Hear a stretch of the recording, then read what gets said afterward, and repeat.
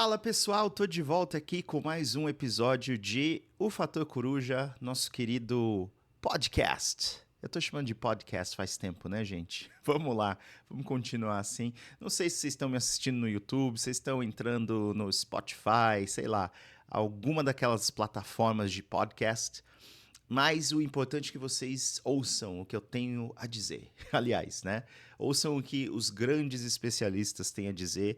Eu sou mais um tradutor aqui, um intérprete do que eles falam, né? E hoje eu vou falar sobre um negócio muito importante. Trouxe até o meu querido amigo, não o Mr. Trunk, aquele outro amigo que eu sempre carrego comigo, o Hannibal. Que foi.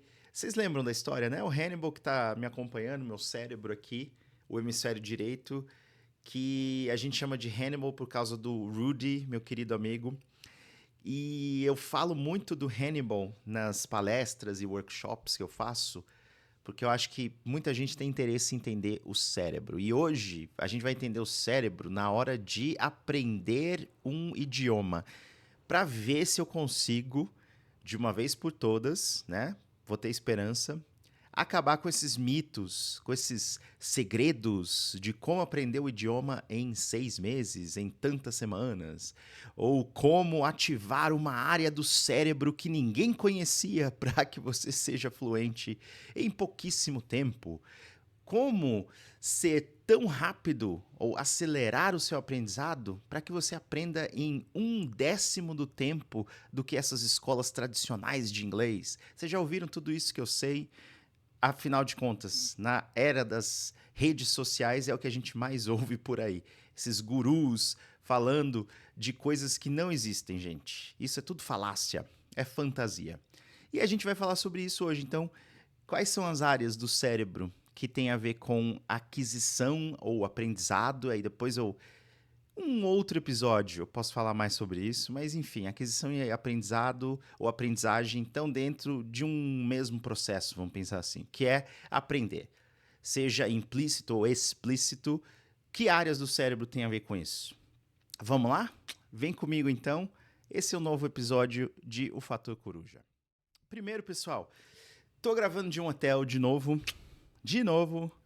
Acho que só uma vez que eu não gravei num hotel.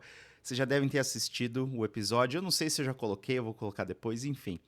Mas eu estou aqui em Belo Horizonte, vim para participar de um evento super legal sobre bilinguismo e sobre cérebro, né? Então eu vou falar sobre neurociência, vou falar um pouquinho sobre ciência da aprendizagem. E aí, como o meu cérebro me acompanhou hoje, o meu Hannibal, eu decidi usá-lo para mostrar para vocês algumas coisas interessantes. E a primeira, toda vez eu falo a primeira já é a segunda ou a terceira coisa, eu sei. Mas vamos lá. Que eu queria falar para vocês é o seguinte: tem um episódio que eu gravei num hotel em Brasília falando sobre mitos do inglês e eu digo lá, chegando no final do episódio, não, você não criou o meu método. Aliás, não criou o seu método, porque eu não tenho método. Nem quero criar. Eu tenho algumas ideias aí que, quem sabe, um dia serão valiosas dentro do ensino de inglês, dentro da educação mais geral, enfim. Mas eu não criei método, nem você e nem ninguém criou método. Os métodos, normalmente, eles se consolidam com o tempo. Aí a gente vai fazendo pesquisa, a gente vai testando, experimentando, a gente vai receber o aval dos nossos pares, então a gente tem que publicar em algum lugar, né? Não é assim, eu criei lá no meu quintal, criei na minha casa, eu testei em vários alunos e funcionou, a gente nem sabe se você testou mesmo, se você testou, como você testou. Se alguém que entende do assunto, que estudou neurolinguística, psicolinguística, aquisição de segunda língua, enfim, deu o aval, ou seja, olhou para o seu método e falou: esse aqui funciona mesmo. Enfim, então não dá para falar criei um método. E muitos desses métodos, entre aspas, aqui para quem não está me assistindo, eles dizem o seguinte, e acho que essa é a parte mais legal. Um professor, normalmente é um professor, nunca uma professora, mas um professor de Harvard, ou um expert de Harvard, ou do MIT, ou de Oxford, ou de Cambridge, ou sei lá da onde, descobriu uma parte do cérebro que fica desativada Mas se você ativar essa parte do cérebro, você acelera o seu aprendizado de inglês ou qualquer que seja a língua. Ai, gente, me dá uma canseira, mas vamos lá. Por que isso não faz sentido nenhum? Por que assim, descobriu uma área que a gente não sabia antes do cérebro? Olha, a gente já conhece o cérebro muito bem há décadas, né? A gente já teve, assim, eu vou dizer, centenas até, posso pensar em milhares, não, posso até pensar em milhares de anos de estudos sobre o cérebro, né? Muito rudimentares, então a gente já entende a anatomia do cérebro há algum tempo. Mas, assim, para ser mais preciso, pelo menos 400, 500 anos, a gente já tem uma noção boa da anatomia do cérebro, graças ao querido Leonardo da Vinci, né? Então, se vocês derem uma olhada nos desenhos do da Vinci, que era o cara de Florença, né, que fazia tudo. O Da Vinci fazia tudo, gente. Ele era artista, ele era escultor, ele era mais artista, né? Mas principalmente cientista e inventor. Ele criou muitas coisas, muitos desenhos interessantes e ele desenhava com uma precisão fora de série. Então a gente já tem desenhos do cérebro desde esse século aí, que seria século. Me ajudem aqui com as contas, século XVI, é isso? Então a gente já tem uma noção boa do cérebro. É claro que os grandes estudos sobre cérebro foram acontecendo mais recentemente. Então, se a gente olhar a partir do século XIX, aí no começo do século XX, a gente fazia autópsia, pegava o cérebro, dissecava o cérebro, fazia várias coisas. A gente tem um caso muito importante na literatura, que é o Phineas Gage, né, que foi estudado por muitas pessoas. O crânio dele foi estudado. E aí a gente consegue mapear no crânio que parte do cérebro ficava nesse buraco que o cara, gente, o Phineas Gage, ele teve um acidente macabro na ferrovia. Ele era um trabalhador de ferrovia e ele abria uns buracos lá com uma lança de ferro, colocavam pólvora, aí ele batia assim, criava uma faísca, explodia e eles conseguiam, né, nivelar o solo, o território, vamos dizer assim, para construir uma ferrovia. E ele teve um acidente macabro porque, enfim, não sabemos o que aconteceu, mas talvez a carga explosiva tenha sido muito acima do normal. E quando ele foi fazer a faísca lá, a lança de ferro foi projetada assim numa velocidade altíssima, tanto que ela passou por dentro da cabeça dele, gente. Deixou um buracão aqui, entrou assim, né? Um dos olhos ele perdeu, passou pelo crânio, saiu, enfim, foi um negócio horrível. E o mais macabro, eu diria, é que aparentemente nada aconteceu com ele. Quando acharam ele, ele estava normal. Né? Ele conseguia se comunicar, ele estava sem um olho, estava com um buraco na cabeça, mas enfim. É incrível, né, como o cérebro funciona.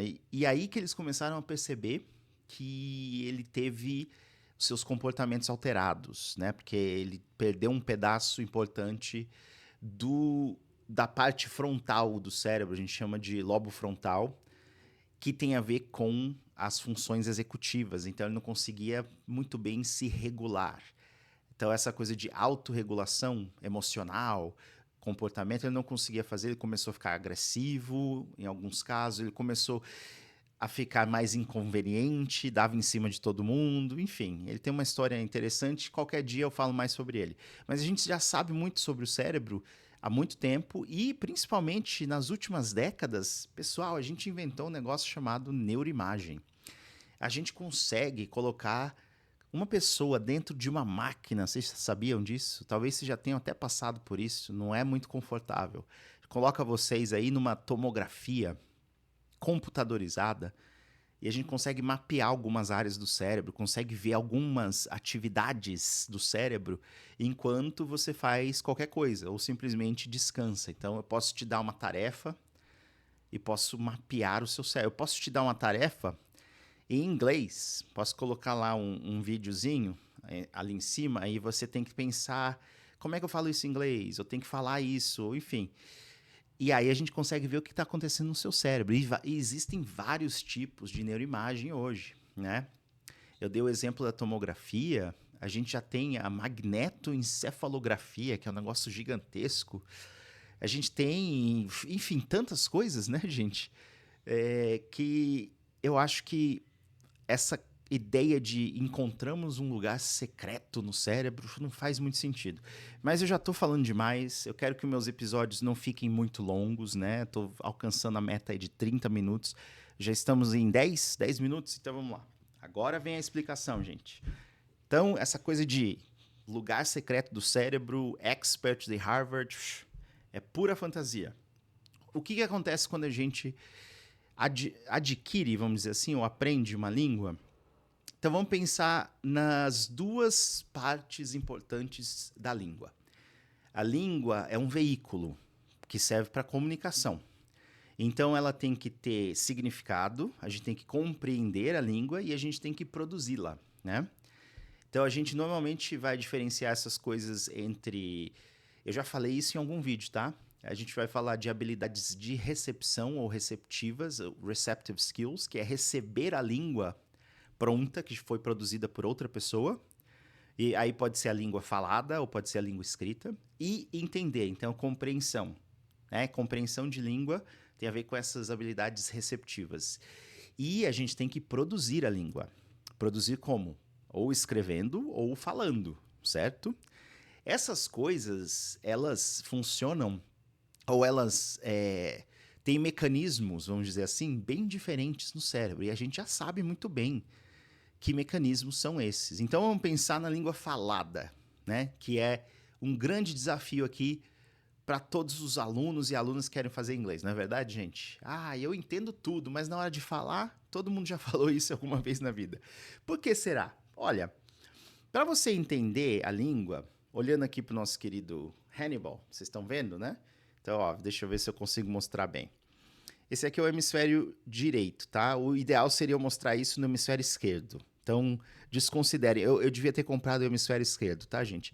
Porque para a maioria dos cérebros humanos seria no hemisfério esquerdo, mas vocês vão entender. Então, a gente tem uma área de compreensão de língua que fica aqui. A gente chama isso de área de Wernicke.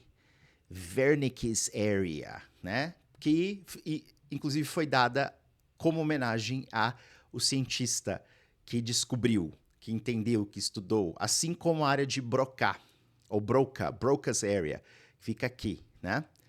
E essa tem a ver com produção de língua. Então, essa área aqui tem a ver com compreensão de língua, tá certo? Área de Wernicke, ok? Aqui. E a área de Broca, que tá aqui, tem a ver com produção de língua. Então, quer dizer que elas estão separadas. É óbvio que elas têm conexões importantes, né? Elas estão ligadas aí. No cérebro a gente vai falar de projeções de neurônios, aí tem uma coisa chamada, né? Tem um monte de fibras, vamos dizer assim, que se projetam dos neurônios que formam uma rede. Então, é como se a gente estivesse olhando para uma rede de comunicação mesmo. Tem vários fios, elas estão ligadas, mas elas estão separadas. Tem coisas diferentes entre elas. Quando eu recebo a língua falada, é input, né? Ou seja, eu recebo alguma coisa, eu estou usando a minha habilidade receptiva, porque eu estou recebendo e eu tenho que compreender. Então, vai passar pelo meu ouvido, certo? Aí a gente sempre tem um córtex, que é um pedacinho do cérebro, da superfície do cérebro, que vamos dizer assim, designada a tal coisa. Então, a gente tem um córtex auditivo que vai processar esses sons. Então, vai passar pela anatomia, né, do nosso ouvido e são sinais, né, gente? A gente está recebendo ondas sonoras. Isso precisa ser traduzido para que o nosso córtex processe e entenda. E aí, quem entra em ação é a área de Wernicke, para dizer, então, é isso aqui que está sendo dito, eu estou entendendo tudo ou não estou entendendo nada. Quem tem problemas nessa área, e o nosso Rudy Machello é expert nesse campo de estudo, quem tem problemas tem afasia de Wernicke, tá? Um dia eu falo mais sobre isso, mas basicamente não consegue fazer a associação dos sons da palavra ao que a palavra significa. Tem o problema de compreensão. Inclusive, na hora de falar, uma pessoa que tem afasia de Wernicke não consegue falar nada que faça sentido. Consegue até falar as palavras corretas, mas elas são combinadas de maneiras completamente aleatórias e não fazem sentido. Então é uma afasia fluente, né, que a gente chama. Consegue falar, mas não faz sentido. Quando a gente tem que produzir, então como eu estou falando aqui de frente para o microfone, com a câmera, quando a gente tem que produzir, aí é outra história. A gente tem que usar a área de Broca, Broca's Area. Quem tem problema nessa área, de novo aqui, né? Tá perto das regiões motoras do cérebro, ou seja, tem a ver com a movimentação que a gente tem que mover, nossa mandíbula, a língua, a gente tem que mover os lábios, né? Abrir e fechar a boca. Enfim, vamos lá, vamos tentar colocar isso aqui de maneira simples, né? Quem tem afasia de Broca tem afasia não fluente, porque não flui o discurso. A pessoa mantém até o significado das coisas, né? Eu estou assim, separando, isolando completamente. É claro que tem algumas questões aí um pouco mais complexas, mas quem não tem, ou, aliás, quem tem problemas na área de Broca, que tem afasia não fluente, tenta falar, mas não flui, não sai, né? Fala, demora, tem algumas questões difíceis, às vezes a dicção, a pronúncia está afetada porque não consegue formar muito bem as palavras, mas só que as palavras mantêm o significado, né? E às vezes a afasia ela tem uma porcentagem de cada, vamos dizer assim, né? Eu acho que eu estou simplificando demais, mas enfim. Depois vocês vão perguntar para o Rudy, nosso amigo querido, que ele vai explicar melhor para vocês. Mas essa é a ideia. Tem processos diferentes, então, no cérebro, áreas diferentes, que tem a ver com o aprendizado de uma língua. A gente tem que aprender a receber o input, né? Receber as ondas sonoras, ou no caso, se a gente estiver lendo, a gente tem que conseguir receber as palavras ali, né? De modo visual. Não estou falando de estilo de aprendizagem, hein, gente? Já falei sobre isso, ou não. Talvez eu faça um vídeo sobre isso também. Então a gente está recebendo conteúdos ou informações novas e a gente tem que compreender. Isso tem a ver com Wernicke, a área de Wernicke. Quando a gente tem que produzir, isso tem a ver com a área de Broca, ou Broca, né? O cientista era suíço, se eu não me engano, então provavelmente Broca. Vamos lá. E aí? Tá. Então a gente sabe que é assim que funciona a aquisição e aprendizagem de língua. E a gente tem outras questões. A gente tem uma questão, por exemplo, da leitura. Né? Tem um grande pesquisador francês chamado Stanislas Dehaene, que fala sobre a caixa de palavras do cérebro, né? Que é letterbox, que é uma região que foi reciclada, vamos dizer assim, para entender a imagem, a simbologia das letras nas palavras. Então, né, a gente tem a escrita na história da civilização humana há pouco tempo. Se a gente for comparar com quanto tempo o nosso cérebro existe na natureza, o Homo sapiens. E aí, essa região era mais dedicada para entender símbolos da natureza que a gente foi criando, arte, enfim. Só que aí, com o surgimento da escrita, ele foi se especializando, foi reciclado, vamos dizer assim, para entender as letras. Então, quando a gente está lendo, a gente decodifica letra por letra, né? Essa área aqui que tem a ver com isso. Ou seja, a gente já entende muito bem os mecanismos aí de compreensão de leitura, compreensão de discurso, né, de fala, de produção de fala também. A gente já entende muito bem. A gente sabe que, apesar de, óbvio, né, quando a gente recebe muitos estímulos na língua, isso vai nos ajudar, não só com a compreensão, claro, que é o principal, mas também vai ajudar com a produção, mas vai ajudar pouco. Não é assim, é claro que a gente tem que ter compreensão, tem que ter repertório para poder produzir, mas se você recebe muito e nunca faz, nunca produz, você vai ficar muito abaixo do esperado na hora de produzir, porque você não está treinando a produção. Então, o que acontece nesses cursos aí do Expert de Harvard, que você tem que ouvir horas e horas de nativos, que você tem que ter acesso a uma plataforma digital com materiais autênticos e sei lá o que e tal. você está trabalhando muito com compreensão, né? Com habilidades receptivas. Você está muito baseado numa ideia que surge há muitas décadas de um cara muito famoso chamado Stephen Krashen, né? Que eu vou colocar aqui para vocês. Que ele tem algumas hipóteses sobre a aquisição de segunda língua. E uma delas é a hipótese do input, que é quando a gente coloca alguma coisa, né? Novo conteúdo, compreensível. Seria isso. Estou traduzindo aqui. Comprehensible Input Hypothesis, que ele fala. Que é o seguinte, assim como uma criança que está imersa no ambiente onde seu pai, sua mãe e a família falam muito, falam e falam e falam e falam e falam, e a criança está ali ouvindo e recebendo, e ouvindo e recebendo, e um dia a criança fala, que é mais ou menos assim, dá pra gente replicar isso para um adulto aprendendo uma segunda língua. Não é bem assim, Crash, desculpa, não é bem assim. Ele está desconsiderando muitas coisas, e quando a criança está recebendo muito input nesse ambiente, ela também está tentando falar, né? Então, quem tem filhos reconhece isso, né? Que as crianças estão mexendo a boquinha, elas estão balbuciando algumas coisas aí, estão tentando falar, estão tentando imitar, está tentando produzir. E também a gente desconsidera que a criança, ela tem um cérebro muito plástico, aprender a usar a linguagem tem a ver com a sobrevivência dela no mundo, vamos dizer assim. Então são outros 500, né?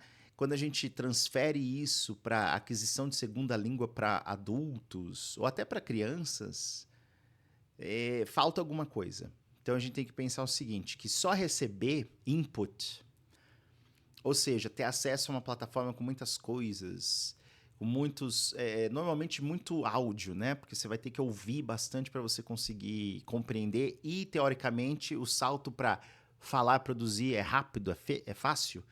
Não é bem assim. Você tem que falar, você tem que interagir para você treinar essa parte aqui, né? Brocar. Porque senão, gente, como qualquer coisa física que a gente faz, a gente precisa dessas habilidades, a gente tem que replicar, fazer o negócio, senão não funciona.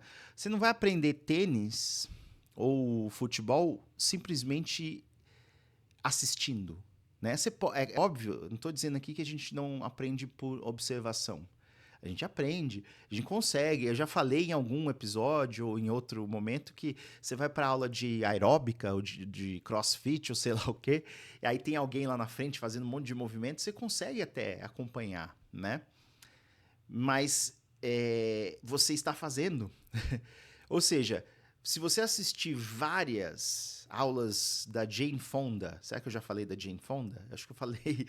Lembra que a Jane Fonda, que é uma atriz maravilhosa, que eu sou apaixonado pela Jane Fonda, gente.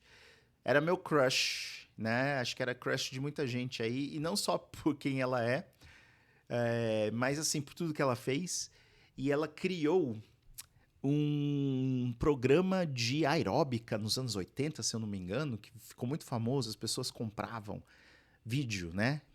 Lembram das fitas VHS e tudo mais? Aí tocavam lá, assistiam e faziam tudo que ela fazia.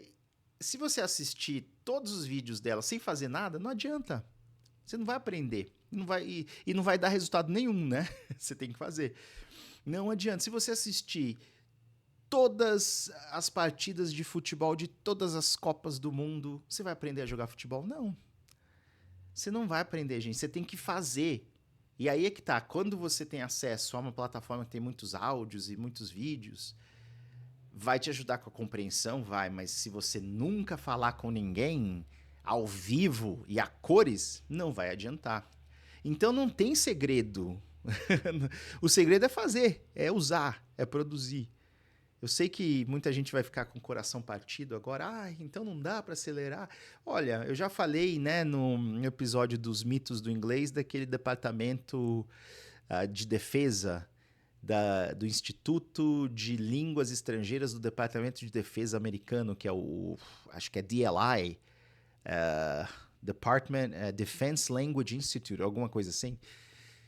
Então, se você ficar imerso por muitas horas ao dia e você é obrigado a produzir muitas horas ao dia por algum tempo, né, sem parar, você vai conseguir chegar num nível alto de proficiência, vamos dizer assim, né, com um tempo menor. Só que você tem que parar a sua vida inteira. Você tem que dedicar a sua vida inteira para fazer aquilo. Então não tem um caminho, um atalho que você pode tomar para conseguir fazer isso, gente. Eu trago más notícias, né? Não tem um lugar no cérebro assim que ninguém nunca pesquisou antes para eu dizer, olha, se você ativar esse lugar, essa área do cérebro, você vai conseguir aprender melhor. Tem outras coisas que eu poderia dizer, por exemplo, tem algumas coisas relacionadas a vocabulário e gramática e habilidades, né? Então, quando a gente tem habilidade, tem as sub-skills, vamos dizer assim, né? Que são habilidades, sub-habilidades. Quando a gente fala de listening, né? Às vezes você tem listening, que é a compreensão auditiva. Você tem listening for gist, que é você entender o contexto geral do áudio que você está ouvindo. Aí você tem aquele listening for specific information, que você entender aquela a informação específica. Enfim, tem várias sub-habilidades, mas vamos falar de memória de procedimentos ou procedural memory, e falar de memória semântica, que faz parte da memória declarativa, que faz parte da memória consciente, enfim, que faz parte da memória explícita, né? Então, quando a gente está aprendendo vocabulário, esse vocabulário ele vai ser guardado no seu córtex, em alguma rede de neurônios, e enfim, saber várias palavras é diferente de saber colocá-las numa frase com gramática, né? De maneira. Ó, não sei se vocês estão vendo aqui, tô tentando respeitar o microfone. E para quem não tá me assistindo, gente, infelizmente eu tô mostrando o Hannibal aqui, algumas áreas para vocês, enfim. Uma hora vocês pulem no canal de YouTube Fator Coruja para vocês darem uma olhada, tá? E esse aqui é o cerebelo, né? Cerebelo. É assim que a gente fala, cerebelo, né? Eu sempre falo cerebellum, cerebelo. Vamos lá. Então, esse negocinho aqui, que é o mini cérebro que fica embaixo do córtex, ele tem muito a ver com a sincronização das coisas que a gente faz, e ele tem mais a ver, então, com a memória de hábitos, de procedimentos, de procedural, que a gente chama. Então, conseguir montar uma frase na sequência correta, colocando a gramática correta, tem muito mais a ver com isso e com o lobo parietal, por exemplo, que tem a ver com automatização também, do que com o resto do córtex, que vai guardar as palavras novas que você está aprendendo em redes neuronais distintas, tá? E muitas conectadas, né? Então, de novo, aí tem gente que vai, olha, o meu curso tem tudo, você vai aprender tantas palavras por dia e não sei o quê, mas, gente, aprender várias palavras soltas por dia, ou até em frases, mas nunca criar e produzir, e nunca construir com a gramática e tentar de maneira espontânea, numa conversa, né, num ambiente de interação social. Será que é assim que funciona? Não é assim que funciona, gente. É que nem assistir as partidas de tênis, né? Ou os vídeos da Jane Fonda, ou as partidas de Copa do Mundo. Você tem que fazer, Você quer aprender a jogar futebol? Vai lá e joga. Entra no campo e joga. Você quer aprender a fazer os movimentos que a Jane Fonda faz? Põe o VHS, hoje você consegue achar no YouTube, assiste e faz junto. Ah, mas então, André, se tiver uma plataforma com vários vídeos em inglês e eu vou assistindo e vou falando, isso ajuda? Ajuda. Ajuda, claro, mas a gente tem a questão da espontaneidade, a gente tem a questão da interação social, né, da linguagem natural que vai ocorrendo enquanto a gente vai falando, e isso é diferente também. Você precisa de alguém, um ser humano. Hoje em dia dá para usar a inteligência artificial? Até que dá em alguns momentos, mas enfim, não quero me estender muito aqui, que olha, eu pensei que ia ficar mais curto esse episódio, vai ficar longo também. Eu acabo falando demais. A minha área de broca aqui tá muito ativa, gente. Tô falando muito, produzindo muita língua.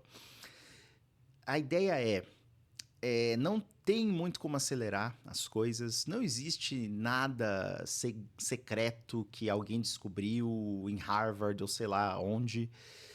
não, assim, essas ideias, né, de aquisição de segunda língua, audiolingual, repetição, muita gente vai falar de programação neurolinguística e coisas assim. Cuidado, gente, não é bem assim. São ideias que vêm, algumas vêm lá dos anos 40, 50, algumas já são mais dos anos 60, 70, de uma época em que a gente não tinha estudos de neuroimagem, a gente não conseguia ver como é que o cérebro funciona, que áreas ficam ativas, e também, né, elas eram pioneiras na época, mas a gente já teve muito tempo aí para fazer a replicação de alguns estudos e ver que não é bem assim. Então, não tem jeito, gente. Vocês querem aprender inglês? Façam um curso. Vocês podem fazer um curso que você tem acesso a uma plataforma com um monte de áudio, um monte de vídeo? Sim, façam, mas aí você tem que criar uma oportunidade para conversar com alguém. Sempre que possível, tá? Porque senão você não vai desenvolver sua fluência oral. Você não vai conseguir falar com fluência, porque você não está treinando aquela parte. Pergunta para o Rudy como é que a gente faz a recuperação ou a reabilitação de quem tem afasia de Broca, afasia não fluente. Você tem que treinar, você tem que usar, tem que produzir a língua, né? Então, se aquela região não está bem desenvolvida porque você não faz, ou porque você sofreu um acidente, você teve algum dano naquela área, o único jeito é usar, tentar. É fisioterapia, né, gente? Você tem que fazer. Mais ou menos isso, essa é a ideia. E acho que é isso que eu queria deixar aqui para vocês. Não acreditem nessas fantasias. Demora um tempo. E assim, acho que o pior de tudo, e aí eu termino aqui, não é o pior, mas vamos lá. Por que eu falo inglês fluentemente, proficientemente, gente? Porque eu uso sempre, até hoje. Muitas vezes eu diria até que mais do que o próprio português, porque é o meu trabalho, né? E eu já devo ter falado isso em algum momento. Então, se você quer jogar futebol, você quer chegar num nível muito alto, no nível tipo, vão me levar para as Olimpíadas ou para a Copa do Mundo, você vai chegar num ápice, né? Vamos dizer assim. Você vai jogar muito, vai treinar muito, você vai ter contato com isso praticamente todos os dias da sua vida. A sua vida é isso. Essa é a sua vida, tá? Aí você para de jogar. Um dia você vai ficando velho, aí ninguém mais quer te contratar. Aí você para de jogar, o que acontece? Você ainda sabe jogar bem? Você vai perdendo, né? Então, a grande verdade é o inglês, assim como muitas coisas que tem esse componente físico muito forte, que é a produção da língua, não é um pacote que você compra X horas, aí eu vou chegar no nível tal e pronto, não preciso mais desenvolver, tá lá, né? Não é uma televisão. Até a televisão daqui a alguns anos você tem que trocar, não é? Então é isso, não é um bem durável, tá, gente? Você precisa continuar usando, você tem que continuar fazendo. A Jane Fonda sempre foi muito ativa fisicamente, né? Então, ela continuou fazendo. Por isso que hoje em dia todo mundo fala de Jane Fonda, olha só que mulher maravilhosa, trabalhando aos 80 e tantos anos, com uma vitalidade incrível, enfim. Porque ela continuou fazendo as coisas, né? Eu preciso aprender muito com ela, inclusive, nesse sentido. Mas ela pode aprender comigo sobre línguas, um pouquinho, né? Enfim, ela nunca vai buscar nenhum vídeo meu aqui, mas o que eu estou tentando dizer é o seguinte, que são coisas parecidas. A gente ganha e perde, tá? Então a gente ganha e perde. Você ganha muito vocabulário, você aprende, você começa a usar, você começa a treinar, ótimo, mas vai chegar um momento que se você parar, você perde. A máxima dos estudos de neurociência é use it or lose it. Então, use ou perca. É assim que funciona. Valeu, gente. Se vocês gostaram, deixem um like aí. Sigam o canal aqui no YouTube, Fator Coruja. Inscrevam-se, mandem para quem precisa ouvir o que eu tenho a dizer. Se você não gosta de ver minha cara, não quer ver o Hannibal, me segue lá nas plataformas de podcast, tá? Tem Spotify, tem Google Podcast, Apple Podcast, sei lá. Tem vários, tem Anchor. Tô tentando lembrar de alguns. Enfim, vocês conhecem mais do que eu, mas sigam. Espero que tenha sido útil. Espero que, se você tá, ai meu Deus, eu quero aprender inglês muito rápido Isso trouxe um pouquinho de, talvez não esperança, né? Porque foi muito realista, muito direto, mas um pouquinho de aceitação, vamos dizer assim. Vai demorar um pouquinho. Você vai ter que fazer um curso aí por algum tempo, alguns anos, e depois que você terminar o curso, você vai ter que continuar usando. Se não, a gente perde, né, gente? Beijos e abraços, até a próxima, valeu e é isso. Tem perguntas? Deixem aqui para mim, deixem comentários que eu prometo tentar responder. Tchau, tchau, gente.